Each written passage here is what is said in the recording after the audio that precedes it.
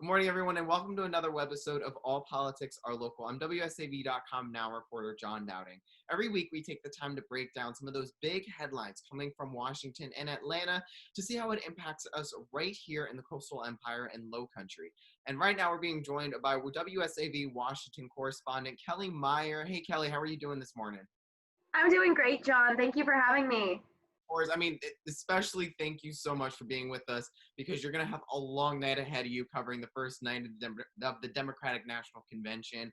I know it's a weird setup. I tweeted that this morning. It's weird to think that the convention's happening this week because there's no big pomp and circumstance, fanfare, nothing because it's all virtual.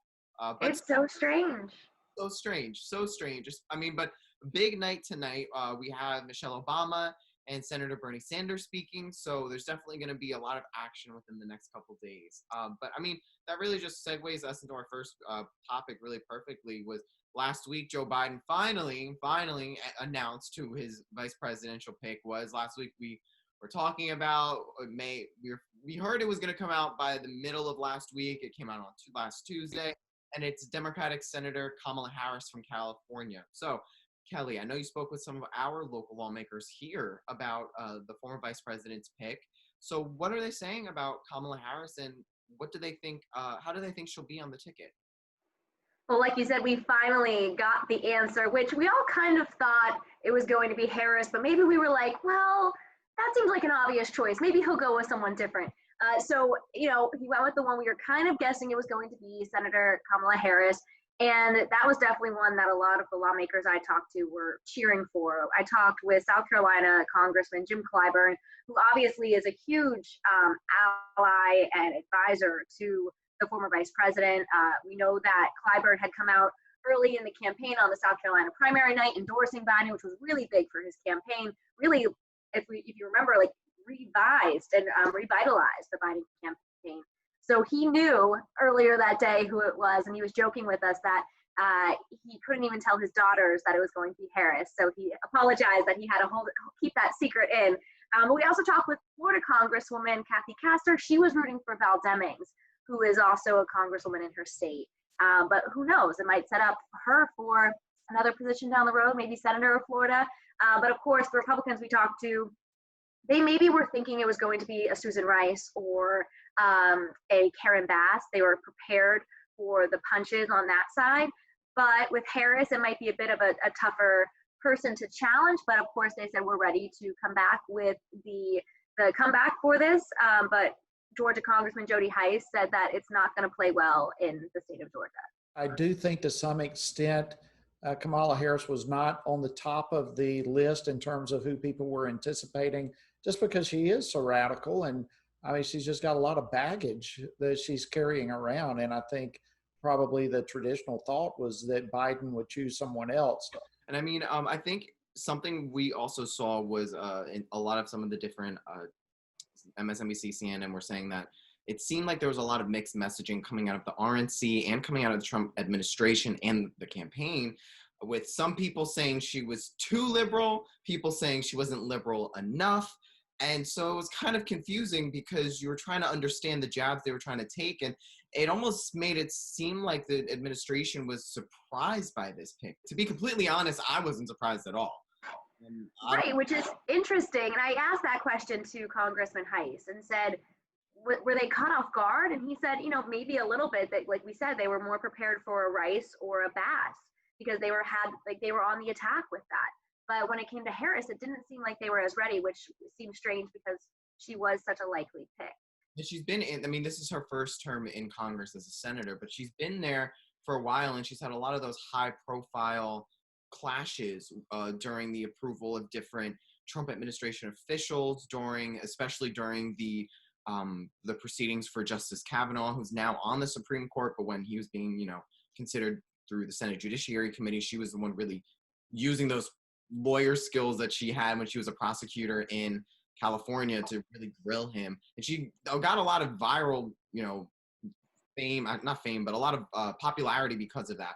So kind of just a surprise to me that people were surprised, but want to switch gears in the last few minutes we have, and also talk about something big going on here is people are going back to school now. We talked about last week just a little bit about, what lawmakers in Washington were trying to negotiate with what was going to be the next round of, COVID-19 relief.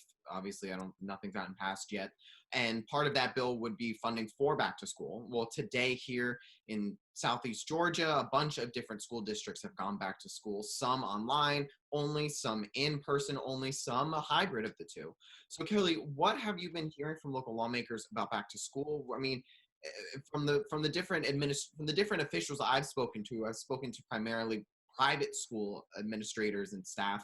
I feel like what they have said is that this whole process is going to be something that changes, something that is evolving every day. Sure, that's what everybody is saying. It's been such an interesting topic to cover, especially from Capitol Hill, because it does seem like it's becoming a political question and it's becoming a political divide. That's what I wrote about on Friday, this divide between lawmakers on if the kids should go back in person or if they should go back virtually. And not only did I cover it from the back to school, public school perspective, we also looked at the military schools, which is interesting how they're doing it. But basically, like you said, both sides are looking to add more funding for education. So they have the resources in terms of PPE or testing or cleaning supplies or whatever these schools need to open up in person, they want to get that to them. But there is this difference of some lawmakers saying, well, if there's a hot spot in this community, we shouldn't really be sending the kids back to school. When I asked that question to Georgia lawmaker Jody Heiss, he did say everything, it depends case by case, but he really was pushing for people to be back in school, for kids to be back in school. In Florida, it's been a big debate. In one county, the school district voted for virtual, the parents selected virtual, and then the state came back and said, we need you to go in person as well. And one congressman I talked to said, well, that's because parents should have a choice. So it's a very, very divided issue on Capitol Hill, just as it is across the country. And I'm going to continue to follow that as well. And I think it's something that we're going to be following in the next few weeks. I mean, especially it's even today, just this morning, on the Today Show, Good Morning America, they were talking about how the CDC is already saying that we're going to have a really, really bad flu season this year. We have the potential of having a bad flu season. I mean, some good news came out today about a new, more rapid, more accessible, cost-effective coronavirus testing that was just developed and the FDA just approved. But we're, a surge in COVID cases in the fall and in the winter, as well as a surge in cases could change things for students who are finally going to school, some in person. It's the first time they've been back since March. So, I mean, one question I wanted to, and I think you kind of touched on this when you were talking about the case in Florida, have any lawmakers said that they want some sort of federal oversight over it, or are they really going to just leave it up to localities and counties and states more on a local level?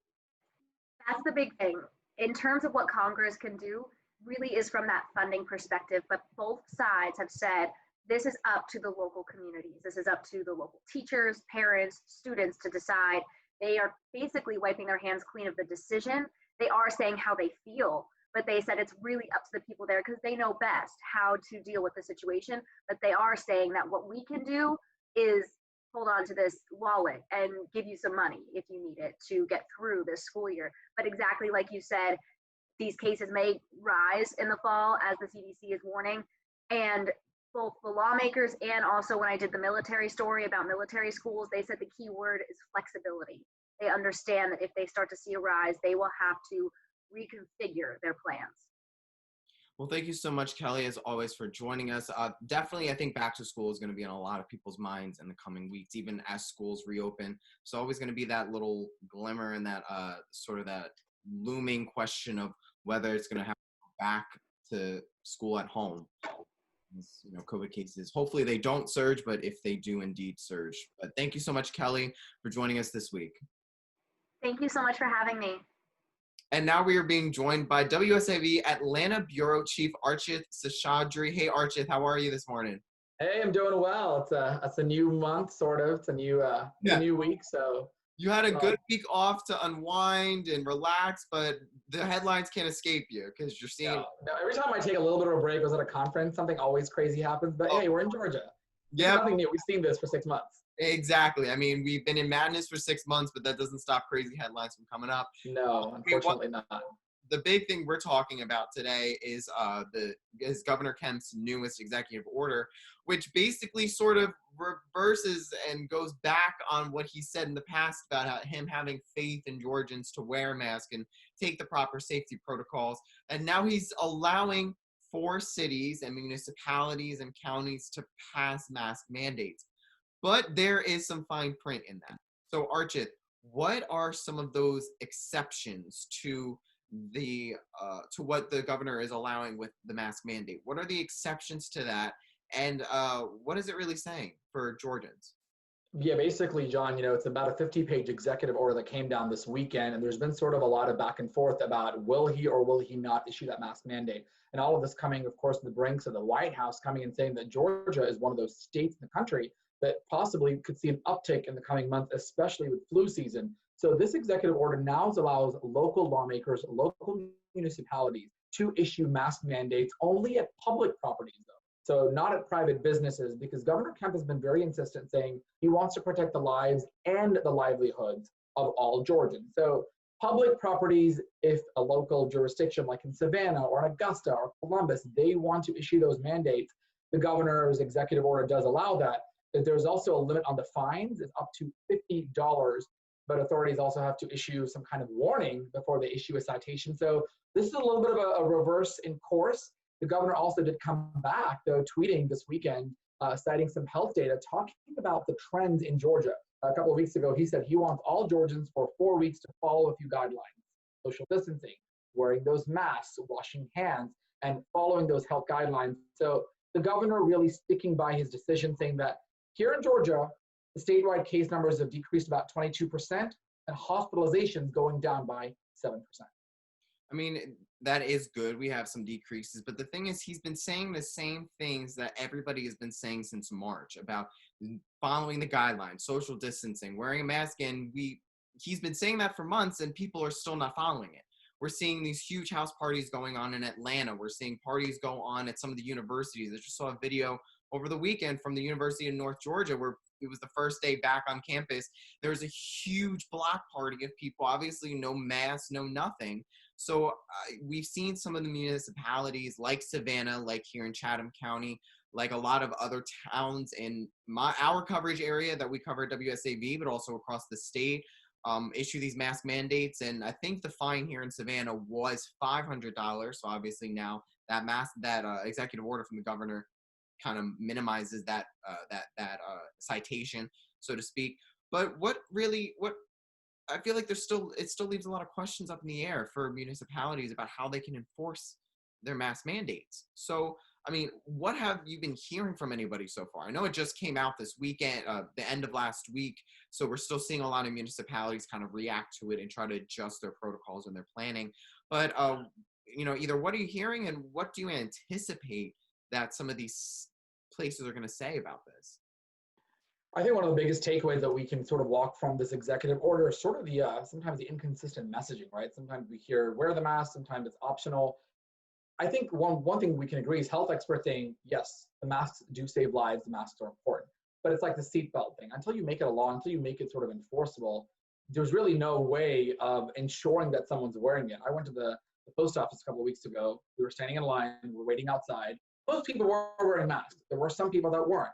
It takes one person to spread it. I kind of want to go through those numbers again that we just sort of reviewed. And sometimes it's surprising to see that we're almost at 250,000 cases in Georgia. It started March 2nd, 250,000 people who've tested positive. The death toll right now around 4,700. Again, those go up day by day. We had a record last week of 137 people who died. That was in a one-day period. We did reach out to the Department of Health and ask them that, well, what does this mean? They also did clarify that these are not necessarily deaths that happen in a 24-hour period, but it's reporting data. Sometimes somebody may have died a few days ago by getting the death certificate, might have been last week, the weekend, so there are other things, but ultimately the numbers still stay the same. 4,700 people, nearly 5,000 people in Georgia who have died since the pandemic broke out in March. We are not even at September. And, schools reopened. We've seen that here in Georgia. A lot of the teachers have gone on strike. They've been protests. How do you make students wear a mask for that extended period of time?